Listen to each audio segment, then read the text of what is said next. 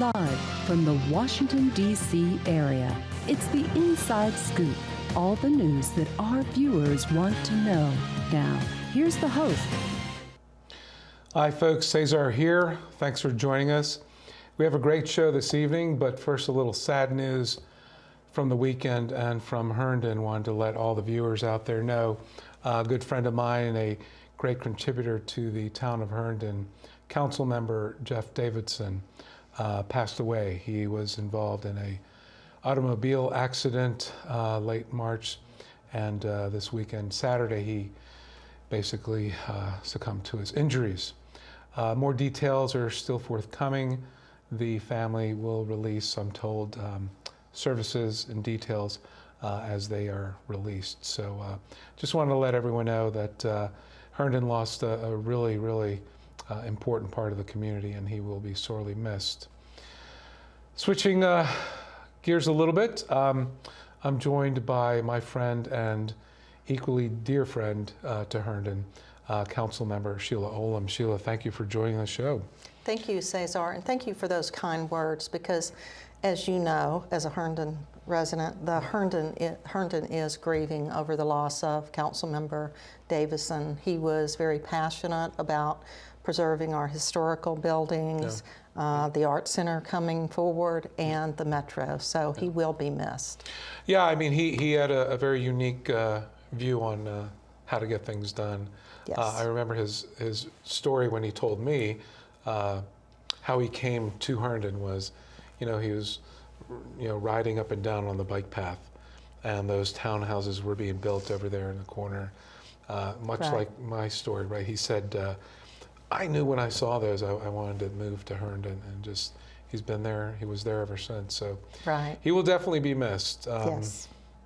So, sticking on the Herndon topic, a lot going on in Herndon. Oh, yes, there is so much going on in Herndon.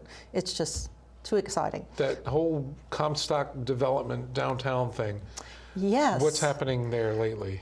Well, we're moving forward on the comprehensive agreement. The groundbreaking should be the end of the year, end of 2019, with 281 apartments, 17,600 square feet of retail, an 18 square foot art center in the downtown, and 761 parking spaces in a garage, which is very much needed. Now, so for the folks that may not be complete, so when you come to Herndon now, there's the art space behind where the Ice House and the Sully's, that whole lot parking across from the caboose area, that's that whole section that's being redeveloped.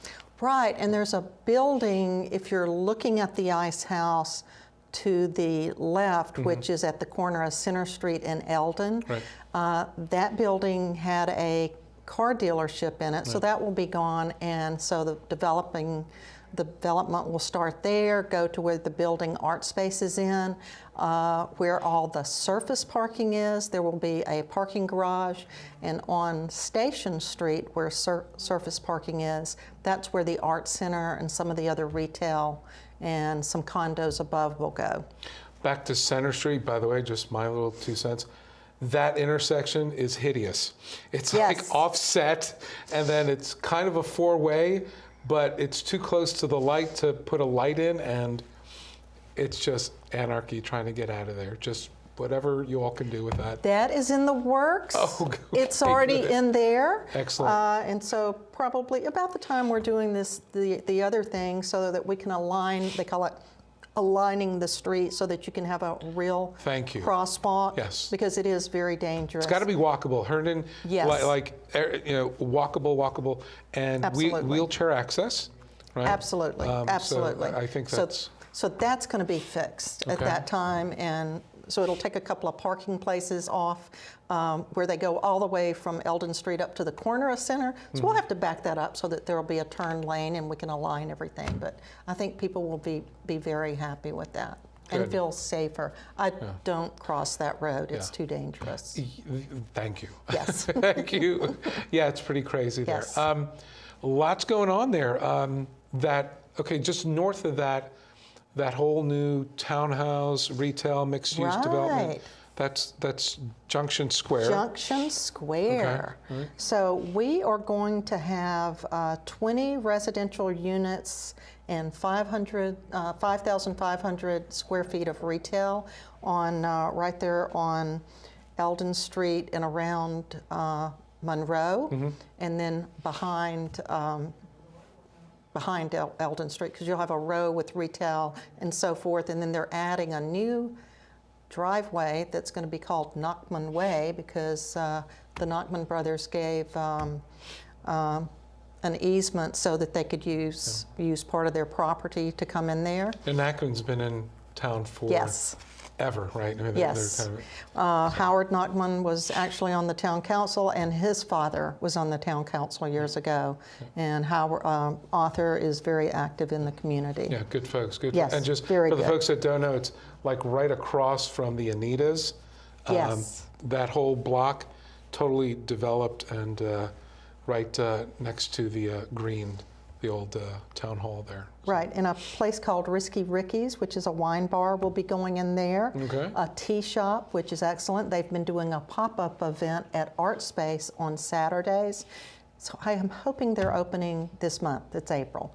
And then also a cat cafe. Now what that means exactly, I'm not sure, but I'm going to find out. So I'm allergic to cats, So don't go. But I can still go and enjoy if when Or does look it in the open? window. Okay. Just look in the I can do window, and that way you don't Okay. sneeze. Right. So there's the Comstock development of that arts facility. Right. There's Junction Way. Talk to me about Metro, because I mean, Herndon is just like opening up. Everyone's going to be coming to Herndon here, so they're probably getting there through Metro in most cases. Right? Oh, and it was so exciting when Reston Town Center started charging for parking. People found Herndon, and they are still coming over because we have free parking. So if you're ever concerned Will it about continue parking, to be free? yes. Okay. Yes. Well, there's a vote for Why free not? parking. I love it. It's I a love great it. deal. So, and it's part of a partnership we have with our businesses on shared parking. So this gets talked about periodically. But When's the scheduled opening of the Herndon Metro Centers? the Metro will probably open early 2020, depending on if everything, they hand over testing the rails with the trains in 2019. And if all goes smoothly, maybe we could get it open sooner, but if they have one hiccup, then they have to start over with the count. So they want to make sure when they open the Metro that it's very safe. So right now, if you drive around the Parkway, you'll see where the first drop is. That whole area around there, I mean, it looks like that's going to be totally affected. There's already like development of housing at the end of the Yes. corner there. What's going on with that? That stuff? is the corner of Van Buren Right. and the Herndon Parkway. And there was an older building there which was raised recently. And Stanley Martin brought forth a proposal to do townhomes.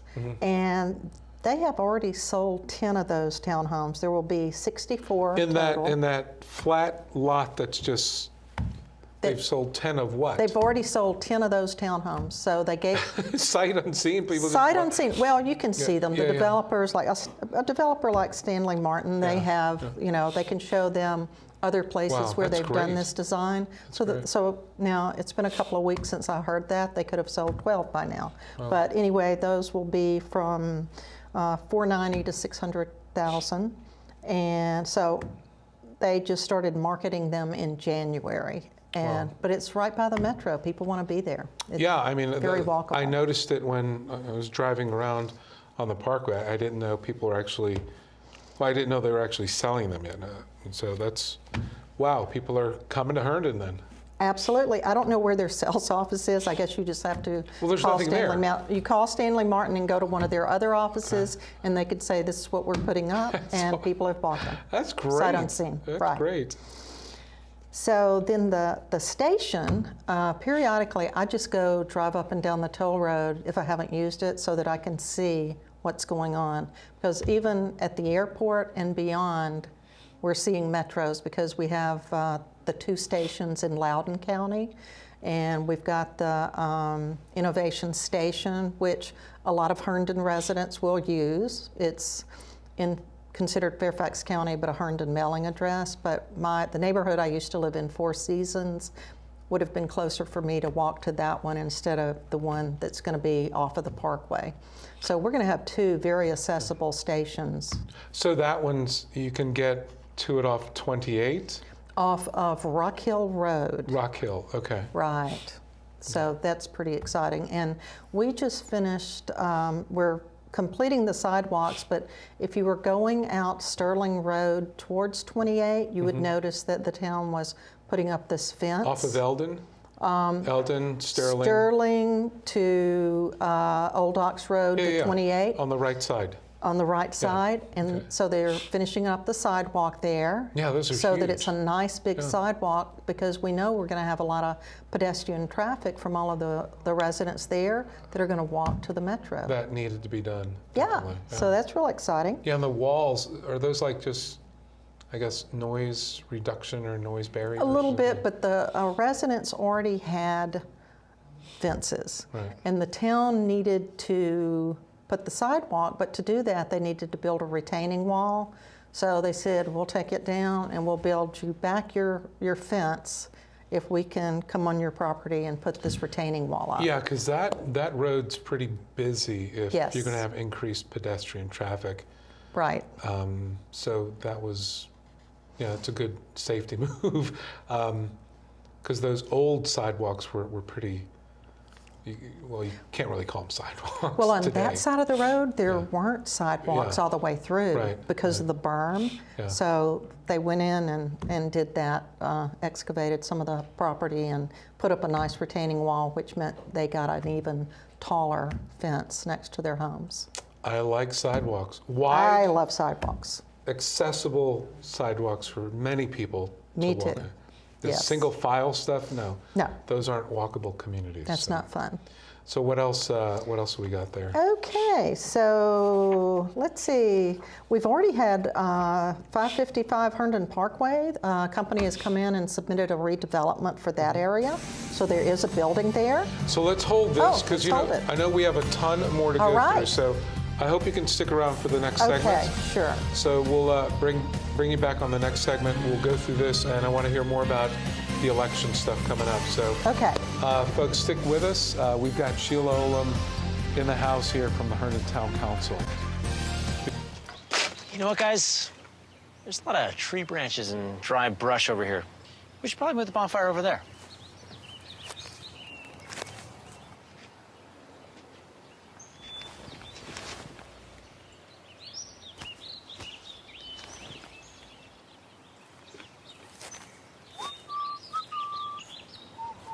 I'm guessing Smokey liked that idea.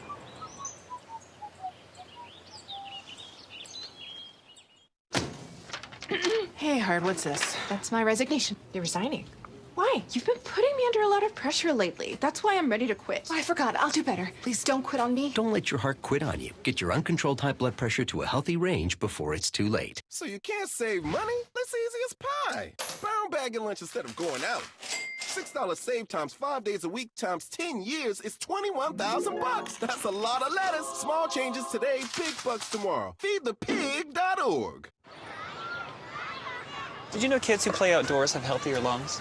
Totally. I did. Did you know that boys that play with dolls make better husbands? My son has lots of dolls. But did you know terry cloth diapers breathe better? I did. It's totally true. Oh, yeah. Did you know that strollers have the right of way on the sidewalk? Yes. Yep, I did. Did you guys Did you know that kids who eat breakfast have higher GPAs? Yeah, I know. Yeah. That's actually what I was going to say. Did you know babies should never touch silver? It's really bad for them. I knew that. Did you guys know that statistically friendly kids have more friends? Yeah. That's obvious. Did you know most people think they're using the right car seat for their kid, but they're not?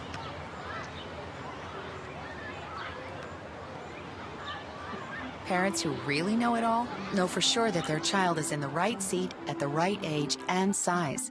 Visit safercar.gov/the right seat to make sure your child is protected. I'm putting that on my blog. I just put it in mine. We're back to the Inside Scoop. Here again, your host. Hi folks, Cesar here. Thanks for coming back in our second segment. Councilmember Sheila Olem from the town of Herndon has graciously agreed to hang out for another segment. Lots going on, but before we had a call during the segment, a caller from the area, a lady by the name of Barbara Finch, I'm told, wants to know why should she come to Herndon? Funny you should ask. Okay.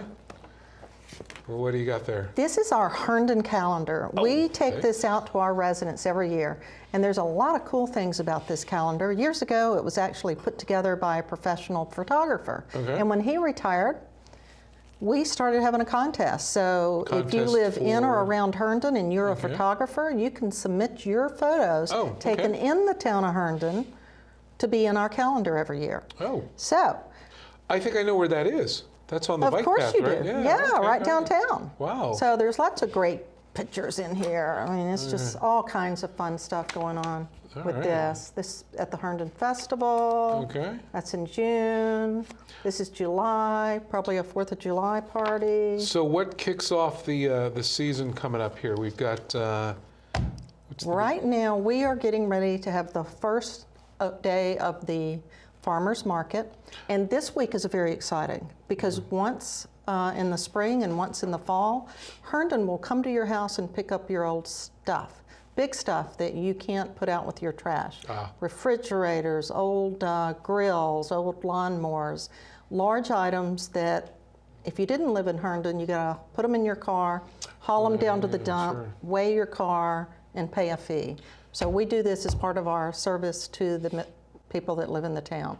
So that's going on this week. The farmers market will be opening next week. The 19th? The 19th. Love that. Love the farmers market. And we also have Earth Day, Arbor Day coming up, and our town forester is always at the farmers market because he coordinates it. That's something people don't know, that Herndon has their very own dedicated resource. And I believe he's been there for, I believe it's 28 years, because he got there about the time I moved to town.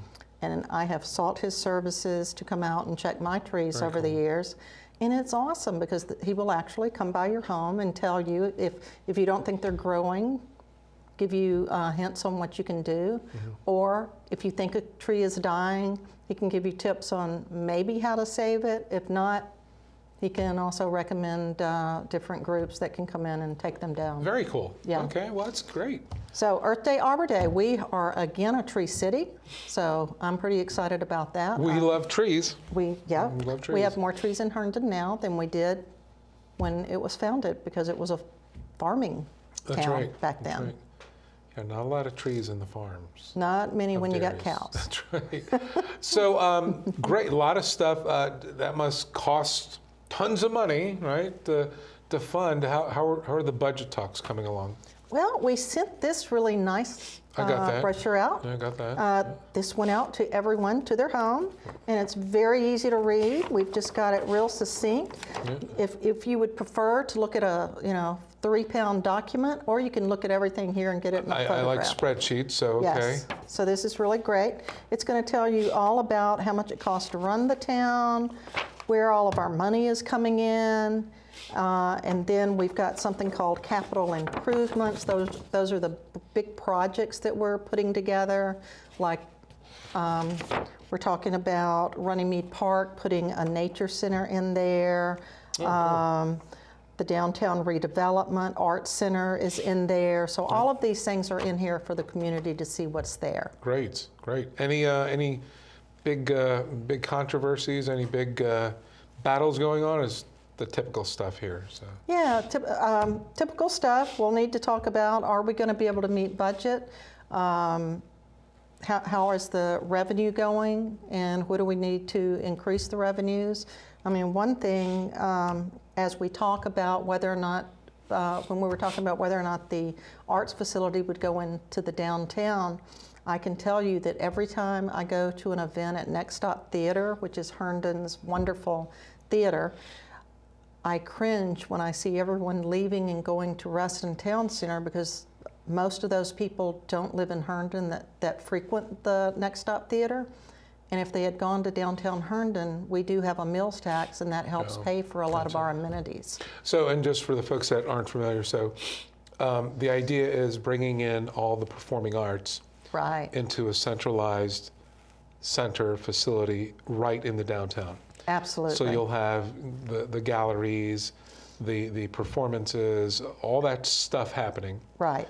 People will come there and they'll dine in the surrounding areas, and there's only 300 restaurants in Herndon or something ridiculous, right? I mean, so, well, that's good because it kind of self-funds itself with... Definitely self-funds because as it is, when you leave Next Stop, and I have attempted to go downtown, but a lot of times if I don't get down there until 11, because the theater is not in the downtown. That's the issue. There's only a couple of us that are diehards that will go back, and so sometimes the kitchens That's actually are closed. smart if you can convince them to go into the facility, right? So, so for people that don't know, they're kind of on the outskirts on the Parkway. Right. So people that go there just naturally go into Reston as opposed to coming back into the downtown. Correct. Right, that's actually a brilliant move. Get them in there and yeah, benefit. Everyone's happy. Everyone's happy. It's helping to pay for all kinds of things in Herndon. I would love to see a Shakespeare play, you know, downtown Herndon. That would be awesome. Let's shoot for Hamlet. Let's go for that. I would. I know the director. I'll talk to him. Please do. Please do. But I can tell you, they had an adorable play called The 45 Presidents. I did hear about that. Tell folks a little bit about that. That was so much fun. Okay. You can't videotape their plays, but I wish I had them. But they had each president had about 2 minutes, and Ben Franklin got some time, even though he wasn't a president. He was right in there with the founding of the country. And 4 young ladies played these presidents and all the other people. So very cool. It was absolutely awesome. And it gave me hope that we're going to survive what's going on now, because there were a couple that were worse than who we have in the White House today. I full disclosure, I'm a Democrat. I'm a progressive liberal. I miss GW. So, absolutely. So not for his policies, just for you kind of knew where he was coming from. Right. Speaking of the political landscape, you're hopefully running again? Yes. Elections are in November. So you move them from May to November? So this will be our second November election. Okay. And it's awesome because when it was in May, most of our residents didn't even know they had a town council, much less that they could go vote. And it was in May, and at one precinct, we have 3. People would show up at the wrong places and then give up and just go to work. Yeah, I remember like the voting was really skewed. Right. Like May, like 2,200 people might vote. Absolutely. But in November, it jumps up to like 7,500 or 8,000 people. 7,500 to 8,000, absolutely. That's pretty great. And we have over 12,000 registered So now, voters. you've been on council for how long now? 4 terms, 8 years. Wow. I first was elected in 2010.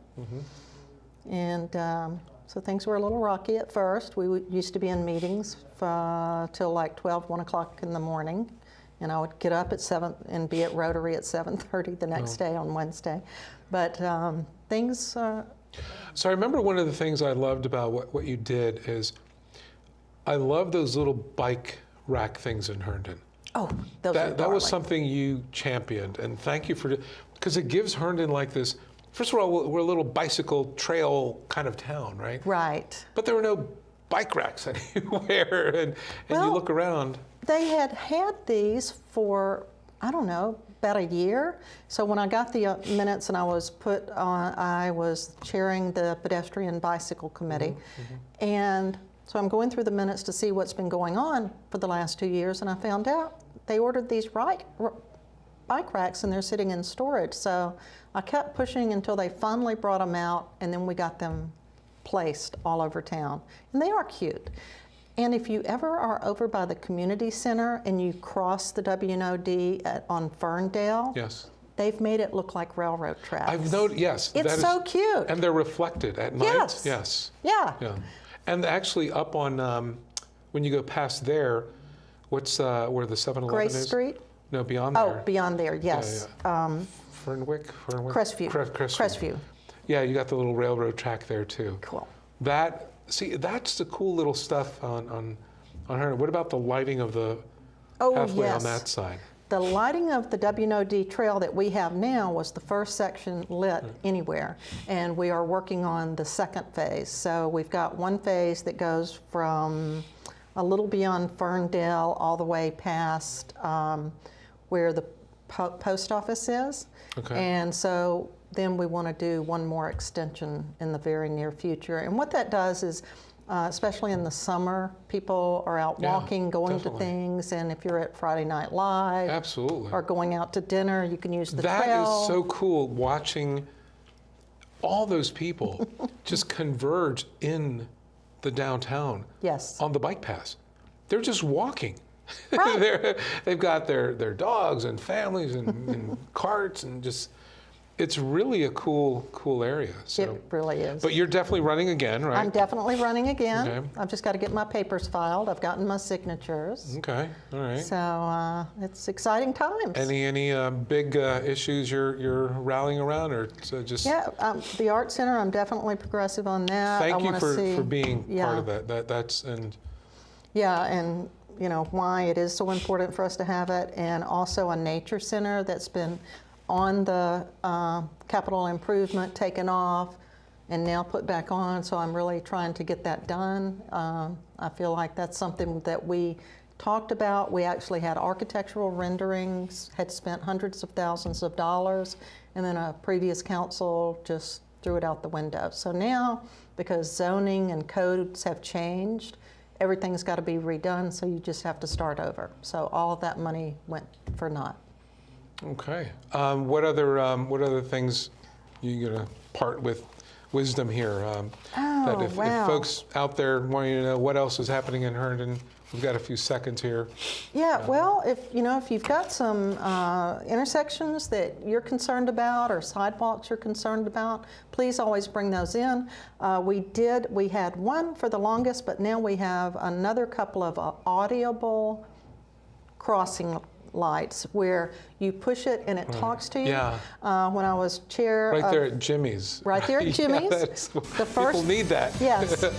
So that's real exciting. But thanks again for having me on tonight. No, Sheila, thank you for coming in under these tough circumstances too. Yeah. Again, our condolences to Jeff's family and certainly the council. Yes, I know it's always tough losing a colleague and a friend. So. It most certainly is. Thank you. Folks, we'll be back with our other guests, and appreciate you coming back as well. Thank you. Art, a universal language, an expression of culture, of self. And now, thanks to Empowered Women International, a way for emerging and established immigrant and refugee artists and artisans to find hope to earn a living while enriching the lives of all of us. Empowered Women International, making a better America every day. For more information on Empowered Women International's educational programs, or to make a tax-free donation, contact cfrip at AOL.com.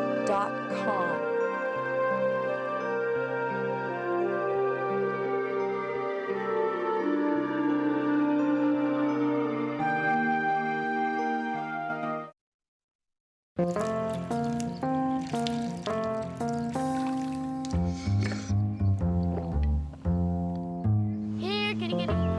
Here, kitty, kitty, kitty. Here, kitty, kitty. You'd think it would be easy to tell which kids have trouble with their eyesight. But that's not always the case. Even though 1 in 4 children may have a vision problem, eye doctors tell us the symptoms aren't always so obvious.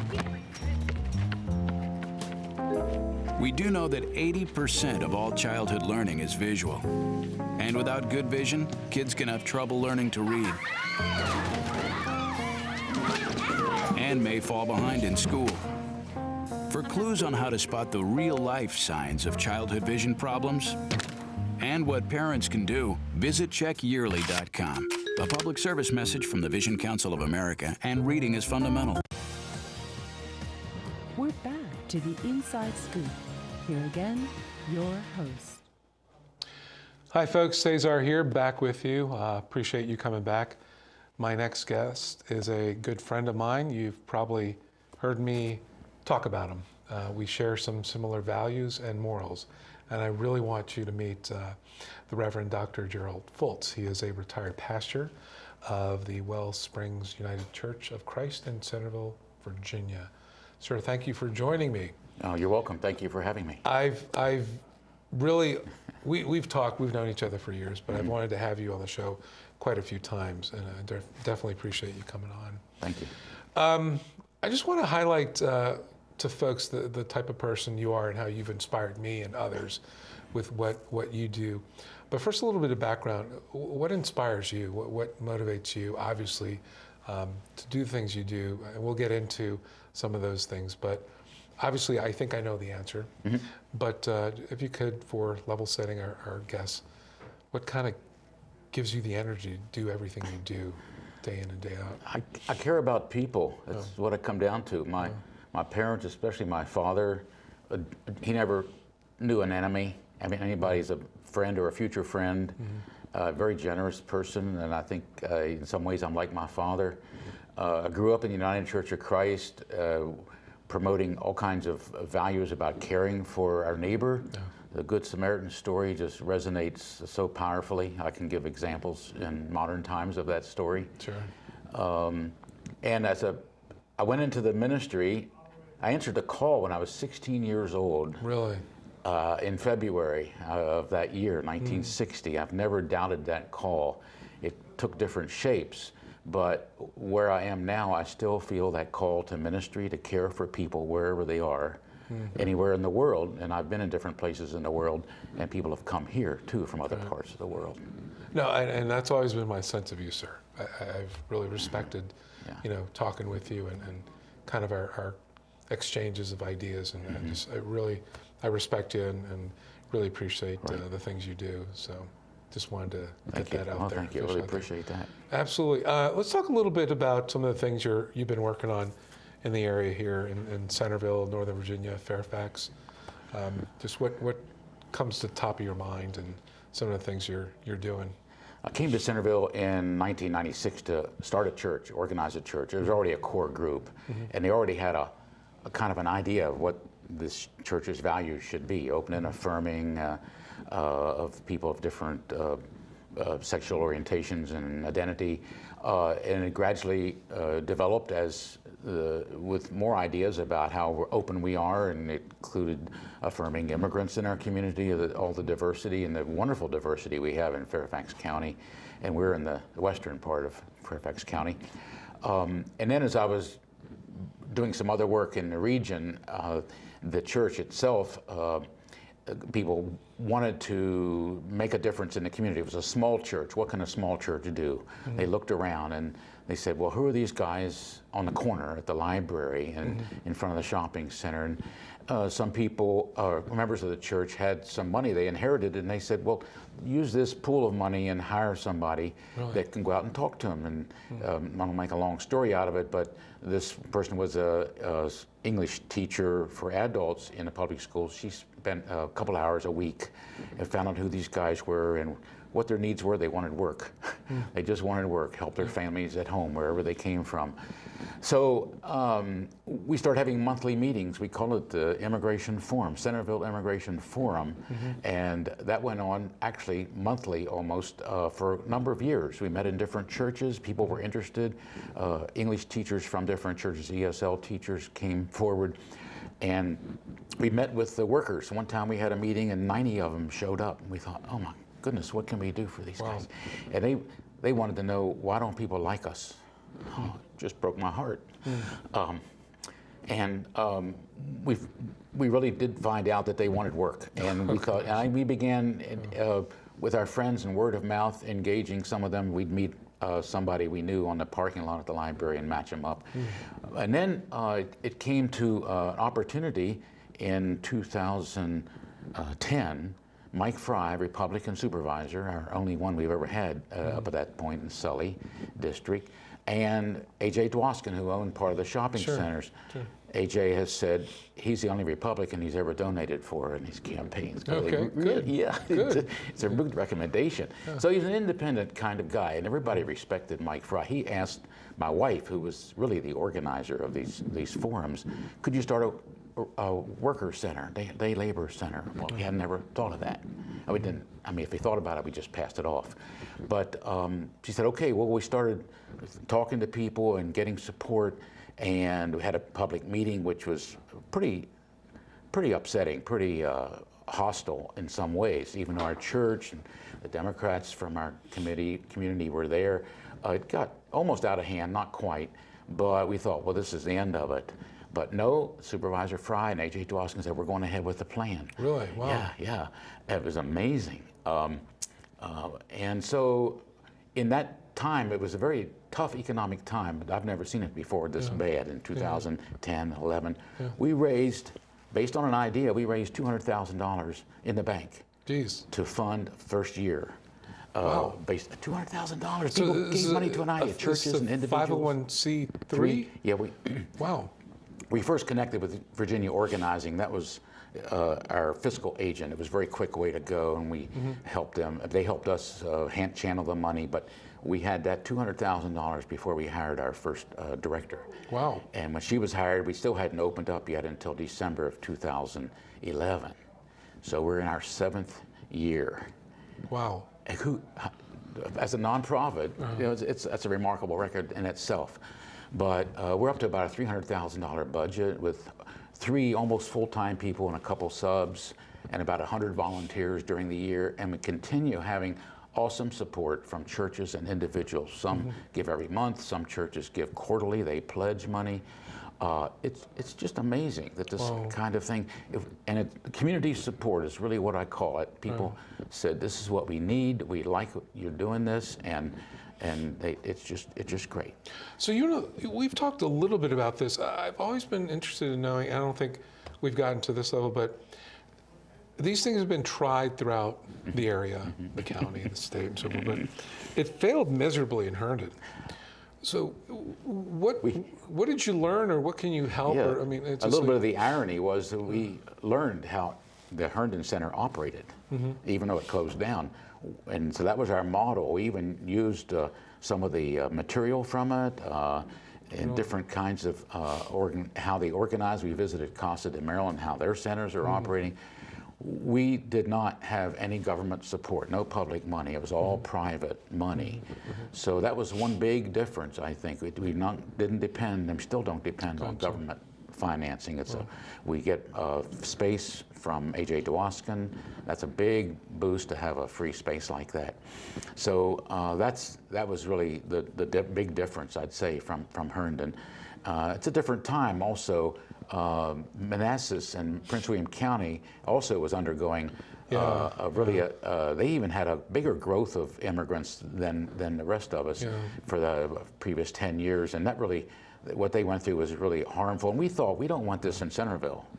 We want this is a community. We want to build community. That's still on our goal, to build community. Yeah, there's a, I don't know if it was a feeling or a sentiment, but I ran for council in 2010, and that just, look, if my name were Joe or Smith, something would be, but man, Cesar del Aguila, just like, I heard some crazy stuff I'm sure knocking on the doors, and I just couldn't. Like, so sorry. Well, it is, you know, I think, but that was in Herndon. I was thinking, wow, I always thought as Herndon, and it is. It's a very diverse, very much a microcosm, quite frankly, of the country's demographic shifts. So, but again, the reason I love talking to you about this stuff is because you have a very, very humble, very humanitarian view about what makes the most sense. And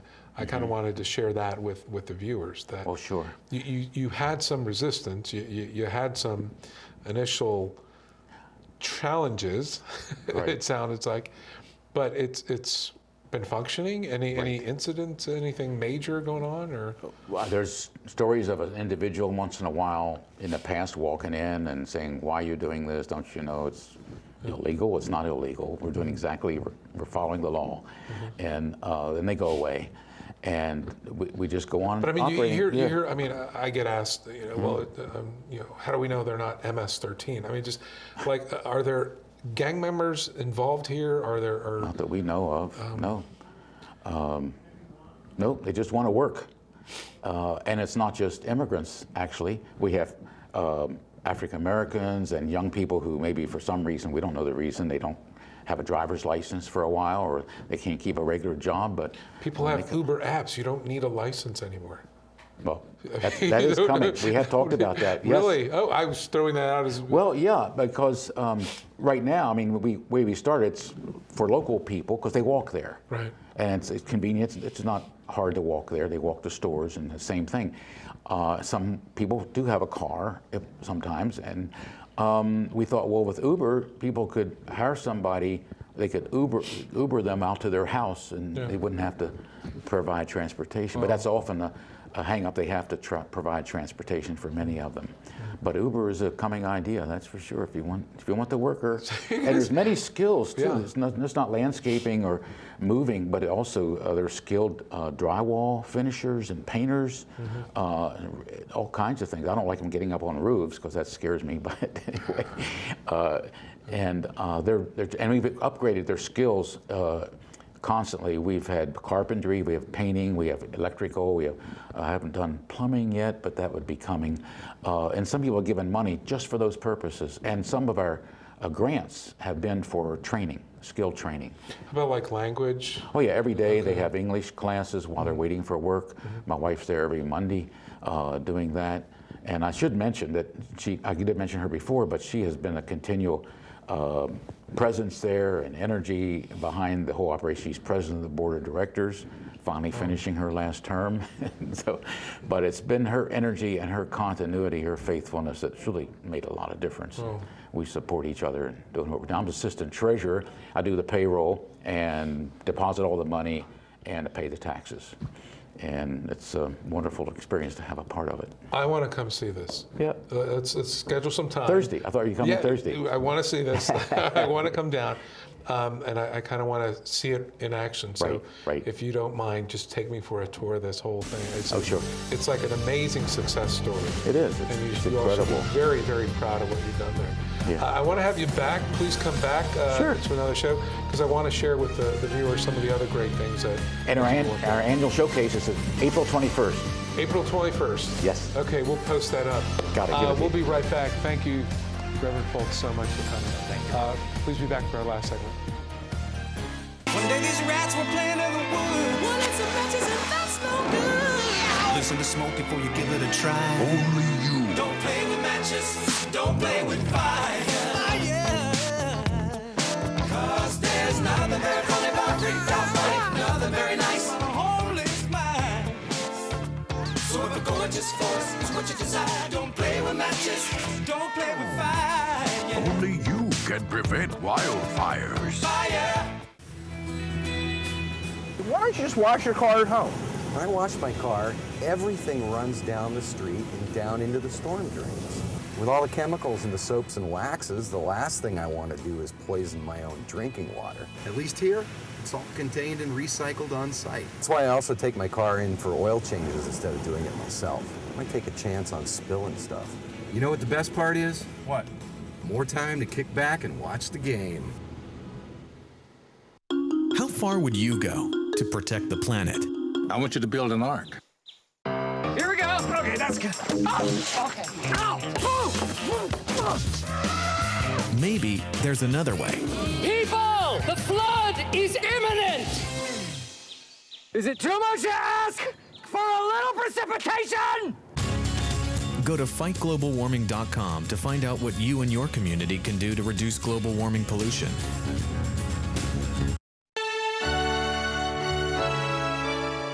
Somewhere around the world, there are men and women of the armed forces risking their lives, helping rebuild communities after natural disasters, collecting toys for needy children, tutoring kids in school. These are your sons and daughters who work to keep us safe, secure, and free. Dedicated men and women who put their country first.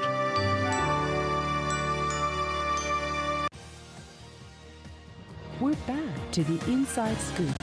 Here again, your host. We're back, folks, our final segment. I've asked my good friend Kevin Bergen to join me once again on this topic of preventing gun violence. Sir, thank you so much for coming back. You've been on too many times, nothing personal. Where do we start with this, quite frankly? I mean, it seems that we get a little bit of momentum, then things stop. Then we wait for the next big thing, and then...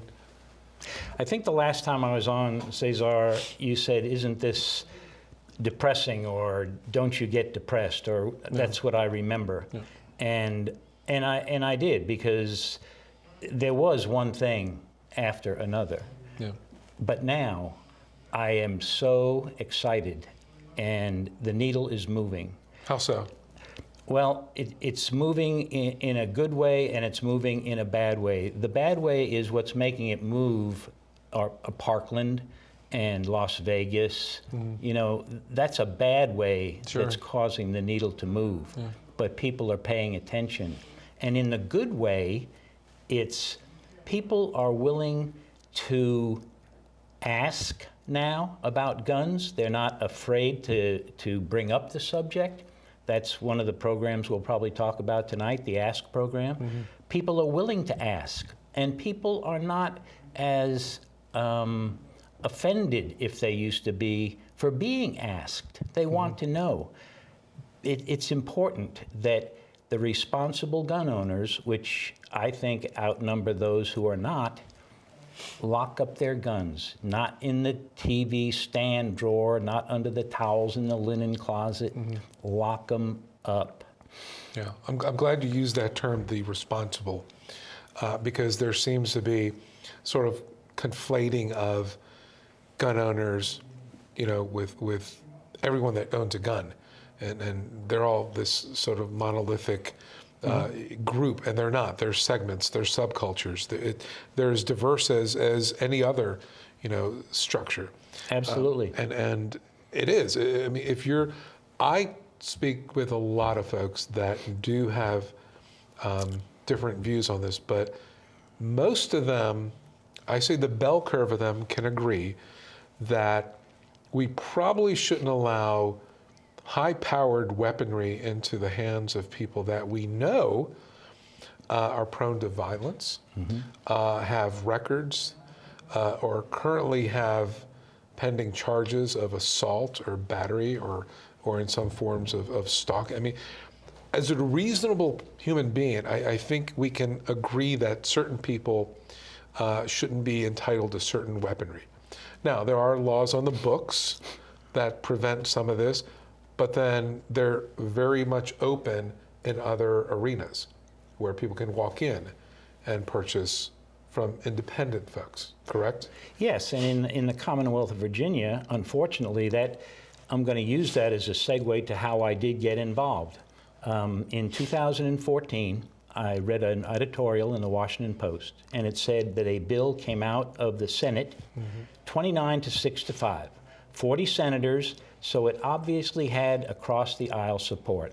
And it was a Barbara Favola, Senator Favola bill that would have kept guns out of the hands of people convicted of sexual abuse and battery and stalking and domestic violence, take their guns away for a period of time. It went over to the House of Delegates, and it was killed. And I couldn't understand that. That's not the government that I signed up in the Air Force to serve or as a probation parole officer. I didn't understand it. And so I called the office that handled that, and they gave me no satisfaction. I sent an email to every member of that committee, 13 of them. I got one answer, and they said, Mr. Bergen, what you don't understand is this is where gun bills are sent to die. Now, that is changing, okay? We came within one seat of taking the House of Delegates. we're not talking about taking guns. We're talking about common sense gun legislation. As you just said, get the guns out of the hands of people who have demonstrated that they're not capable at this point to handle a weapon. Yeah. First of all, just for the folks at home, just for clarification, so currently the State House, the Commonwealth of Virginia, what's the makeup again for the House delegates? I think it's 51. The Republicans have 2 more seats in it. It was decided based on a coin flip. Or something. That's right. So in 2 years, folks can maintain that pressure and flip. Now, that's going to scare a lot of people, right? That's going to scare. I'm already hearing people, talking about the fear that you're going to take my gun away. No one's talking about that, correct? No. We're talking about a segment of people that have it's like if you're convicted of a DUI and you're a habitual reckless driving offender, we probably should take away your privilege to drive, correct? Probably should, but I'm guessing that we don't. You're going to get an attorney and he's going to plead it down to... but I'll lose my privilege for a period of time. I will probably, in full disclosure, I've had a speeding ticket or 2, so I know how this works. I've seen people lose their license or get restricted license, but there's a penalty for behaving a certain way. Right.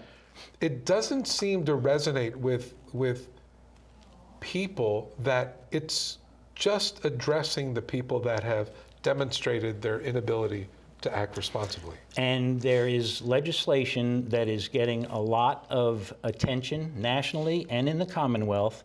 It's called by different names. I'll call it an extreme risk protective order. Okay? A family has a son or a brother-in-law, a husband who has demonstrated possibly mental health concerns or issues through his behavior. And so you can go to a judge and hopefully get that judge to allow somebody to take a professional look at this person and determine, and if they do determine that it's not in the best interest that he continue to have this weapon, then you can get the weapon and take it out of his possession. Extreme risk protective orders is one name that's assigned to that kind of legislation. And I would assume and I would hope there are metrics for determining that individual, right? Oh, absolutely. It's absolutely. not just because what you'll hear on the and I'm all for having contrarian views on all of this, but you'll hear is what I hear is that is a slippery slope. Who determines how this process is engaged, and then how do you measure the results of whatever sort of system you put in place to measure whether or not?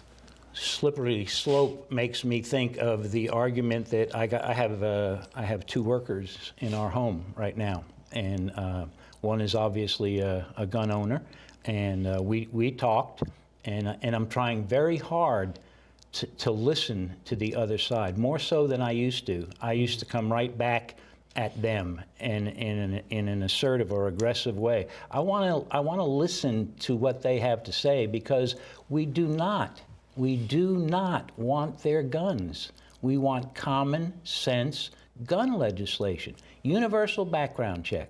Yeah, I don't see anything wrong with that. More NRA members support that than do not. So I still don't get the rationale for why that is such a burden. We're not asking. It's basically you're asking people to just be responsible. Does this person have the capacity to make sound judgment under whatever circumstances you define? I started a comment to the slippery slope, and what I used with this gentleman when we had the conversation at home was the nose of the camel in the tent. We're not going to get anything past people who feel that if we give an inch, you're going to be in here, and somebody will be at my door. They're going to want me to register. They're going to want to know how many guns I've got, what caliber they are, So you have to listen to the person's argument and try and see it from his point of view. But we do not want people's guns. We don't. We want common sense gun legislation. Universal background checks, extreme risk protective orders. Maybe down the road we can get an assault weapons ban and a high capacity magazine ban. That for me, step at a time. If you think about where this all started, and people that say it's innate in the Constitution. Well, no, it was an amendment, right? So we altered this very precious document to begin with to include the Second Amendment. It was amended.